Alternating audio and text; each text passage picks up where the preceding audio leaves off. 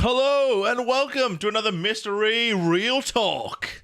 Look, here looking at the Liquid Maximum post, and I thought I'd do another one because I've enjoyed making these videos as well as doing the TikTok scene. You know, just trying to flush my passion for this game and Blizzard and the games they've done over the years. And I think it's a great way to just talk about with you guys about what's happening and what's coming up, and just another avenue for content. So let's jump into it. And looking at first, they talked about gear and its impact. Gearing was insanely fast this season compared to past, with week 1 average items approximately equal to week 4 of previous tiers with high-end guilds like Liquid. The goal was to create a system to unify separate systems from Mythic Plus, Open World, PvP, while addressing the fact there was no upgrade path for raiding. While they achieved that goal, the rate of high-end players finished gearing was measured in the first 2-3 weeks, which felt too fast. I actually thought it was really great. I felt like in this tier, thinking about more of the casual sense, to be able to create content. Now, yeah, I think it was really great because I was able to get super geared in so many weeks, 3 weeks of the game. I felt like my carry was complete. I could play other ults and didn't feel like I was stuck in the grind.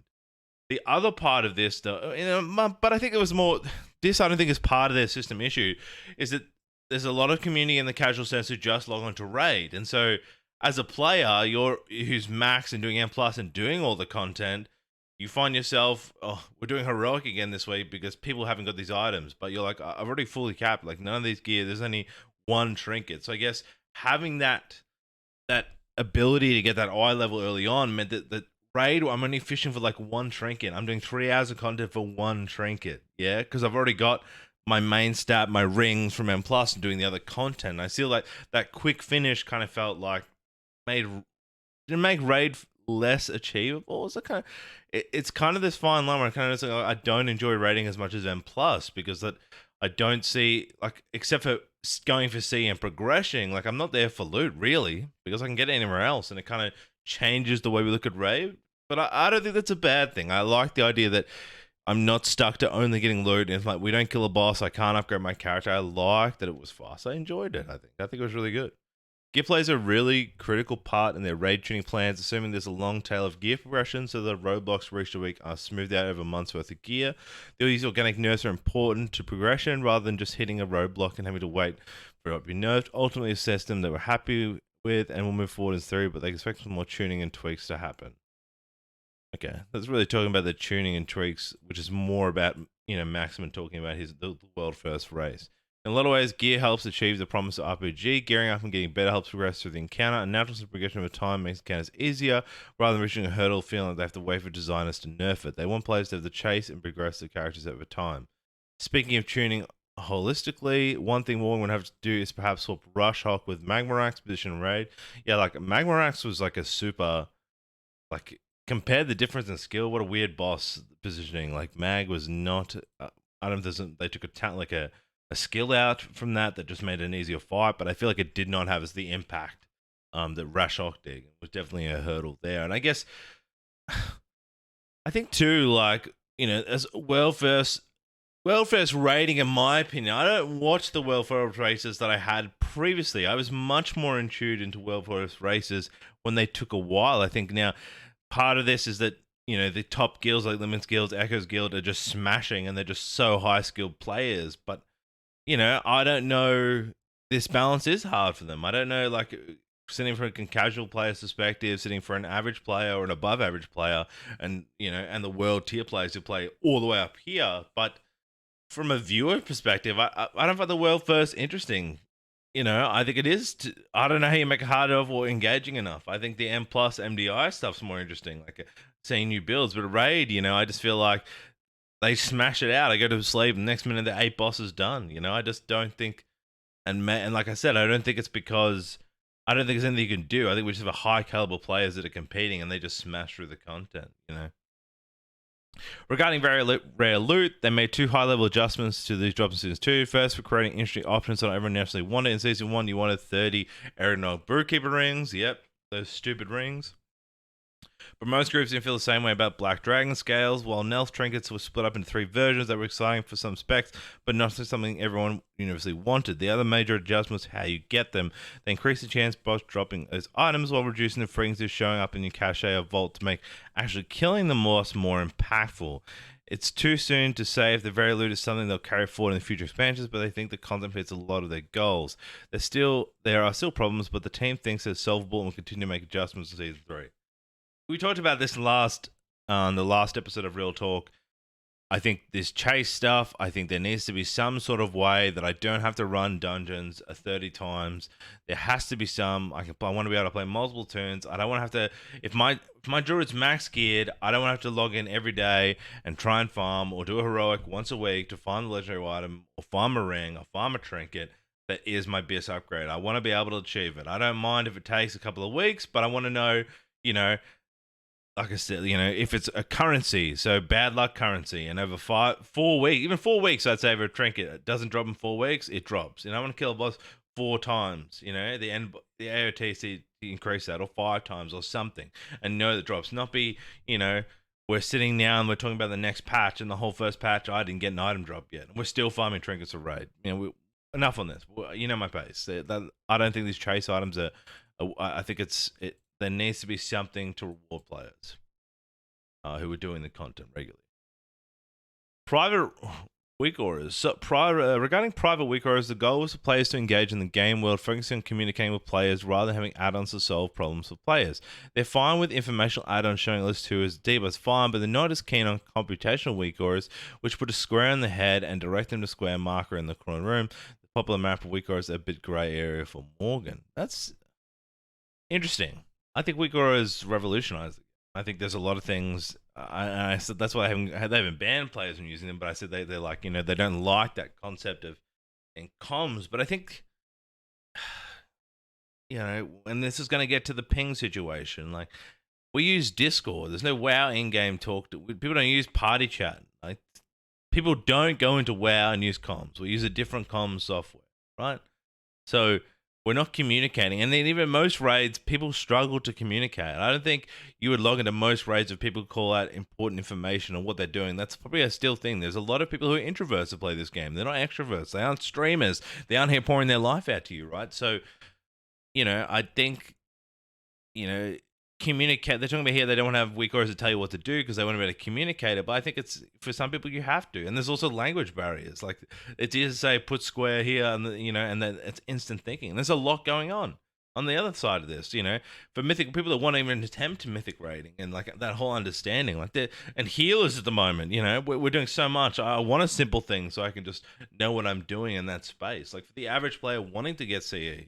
I think weak orders are necessarily. I think you can't remove them or even frown upon them. I think that you just wouldn't get that level of communication you needed from the player base, and that's why they've developed over time and become such a huge part of gameplay. Like, I think anybody who's talking about improving their gameplay, the first thing you'll get told is like, "What are your weak orders? What are you using?" Like, they're just so quality of life, and that's what people want to improve their gameplay is quality of life things. I think that's what mainly weak auras are. Stuff that weak auras of my druid are tracking my life limit on double because it's so impossible to see that, and I want to min max. Like, I think that's why they've evolved, and I think that's why they're beneficial.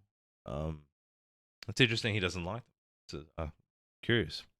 That said, there are lessons learned, particularly from Nether, and it's cool watching RFW streams with RF calling out which player goes where, but probably could have been more lean on the amount of time and space we had to work with. They also could have had Volcanic Heart, specifically a little more obvious. Max mentions a lot of players in Uyghur as DOS bars, then game became more obvious, something terrific about to happen, then very important effects help reduce the burden. Yeah. Quality of life. That's what they're for, and they have to improve their UI even further. Like, we've made changes, but you need a lot more. A lot more customization needs to be done in this space to remove. If you don't want weak auras, you've got to up the game on quality of life. Start taking things that weak auras are being used for. Look at popular weak auras and start changing it. Even think about like, look at the class weak auras that kind of like put all your important spells. Like, instead of us building these UIs using LVY, like create a basic, start taking the lead players and the lead weak auras and customizing for next seasons for players and DPS and healing roles, priority spells, and put them all there. Put some a base weak aura, pack into our bars and change how that looks. This is what I wanted to talk the most about, and this is the ping. Spoiler: 10.7, they're adding a contextual ping system similar to Dota or League, which shows up directly in the game world on a player or enemy, so you can quickly and easily share information with the rest of your group. This is an accessibility feature, but also going to be a quick in-game communication that put less resilience on automatic recoil. As a tank can ping where they're pulled adds to, the Reeal can ping when they want debuff. Consider Max is very excited about this. Okay. If you're watching this video and you have played Overwatch and you've played League of Legends, and you've played Dota, okay? There is, yes, some incidents where pings are useful to ping people off, to ping where you're going, okay? But everybody who's listening right now can tell you what is going to happen, and I'm going to do a video of this later. You're going to go into a key and you're going to die from a healer, and there's going to be pings like need healing, and they're going to spam ping healing. Or the tank's going to tank in the wrong way, and they're going to spam tank. So I hope to God, you can mute pings pretty quickly. And if you can't, you've just created chaos into our realm of gameplay, yeah? Because I know. I've been there. I've played League of Legends for many years. I've played Dota. I've played Overwatch.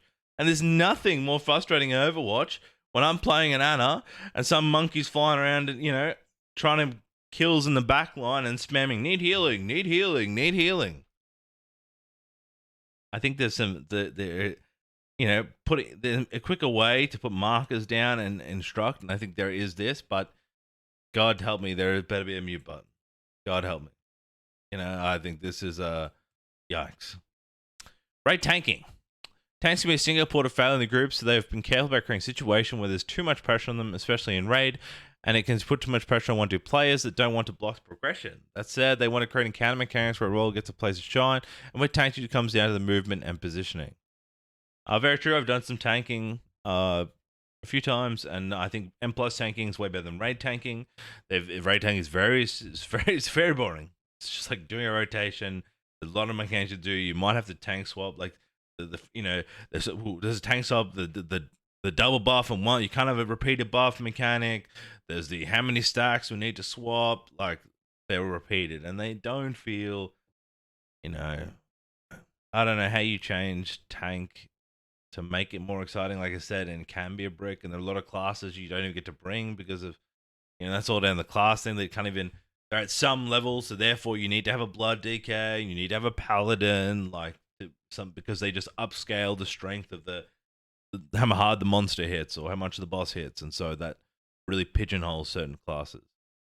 Contextually, how hard enemy hit tanks really depends on the encounter. Later encounters usually truck tanks a little harder, especially expecting them more gear, more coordination with externals. Traditionally, tank healing is strength of some of the healing roles, though we've been a lot further toward tanks of full sustaining players. So sometimes they crank the boss melee just to remind healers that they're supposed to be healing tanks too. Yeah, and I think this comes too, but this also means why when they have this crank up damage, why we're going to take another tank over another. That some abilities I'd rather just take a blood DK because they literally can, and that's just how they are because they have so much sustain. That's what they're built. They don't build on block like warriors, and they're not built like paladins. They have that healing, off healing and damage. They just purely that yo-yo ability. So, I just think balancing tanking, and I don't think they ever could really fix tanking and how it is. I think it's more of how we just the role, and that's the strength of the role. I think we're talking. I talk in M+ how hard healing is, and that the stress of healing is there's literally so much going on, and you have to plan next abilities and when to personal and save and work out which abilities to hold. Tanking stress come from that's the pressure they have. They don't have a hard rotation they don't have to check their DPS. But what they do have to do is they do have to be able to mitigate themselves, and they do have to do a rotation, and that's just that's their role. That's the stresses they have. Every role has different stresses, and that's just unfortunately the tanks one. I don't see them changing that much or trying to change that. I guess the blocking and progression is kind of annoying, but I think the more issue here is how you get pigeonholed to certain tanks. Like how many Guardian Druids do you see really in raid teams? Like I think it's really Dev, Aura, Paladin, a few Warriors, and some Blood DKs. Like other groups might have a Monk. I think every tier or every season there's usually a specific tank they go. Bosses were much shorter this tier, particularly Scarab's boss 7.5 minutes. This was inspired by Blackhand, which was in turn inspired by Siege for Blackfuse. Didn't know. As a fight which felt like it hit the gas and didn't let up until it ended. And they weren't trying to recreate that feeling heavy execution for a short amount of time. They do think that they went a little more attrition on the end boss encounters so the guilds could really showcase their skill and expertise in learning the ultimate encounter, and Sakura could have a little bit longer at the regard. 7:30 isn't exactly the new benchmark, but we're trying to shift it down. Even 10 minutes as an upper bound, while 15 minutes fights could really just become 2 fights. Sylvanas and Carapace and Nazoth. Yeah, 15. Those Sylvanas fights were ridiculous. Thank God they've reduced times on these. Both Skarners, Sakura died as designed as intended. They expected players to use down phase to avoid dangerous element. The individual players would run to the bottom room by the end of Skarn, having only a small area left to finish off the encounter before they die. So the team is excited to see what's play out as the would. That's really cool. I think that's really great if you're a designer and you create something that people actually intend. Like, there is beauties, in course, when people do something you're not expecting, but great they had that feeling. That said, they didn't play us to sit in the safe spot the entire fight. In hindsight, they should have been much faster to fix a particular strategy, and when they did change it, they should have been treated as less of tuning change and more of an exploit, doing it on reset and restricting guilds' ability to extend that week since it became a common strategy. This also calls back to how fast gearing was seen. Normally extending that early in a raid tier would be pretty punitive, but because of how fast gearing is tiered, actually not being incredibly benign, with Sakurath already in striking distance. If gearing had been so quick, we might have seen so many guilds extend so early and avoid the reclick. Yeah, I think that's that gearing thing about that if you didn't have like the first 4 bosses the same eye level just doing full heroics, people just instantly, boom, we're going to go straight to progressing, which I think is good, and I think, but they don't have enough time.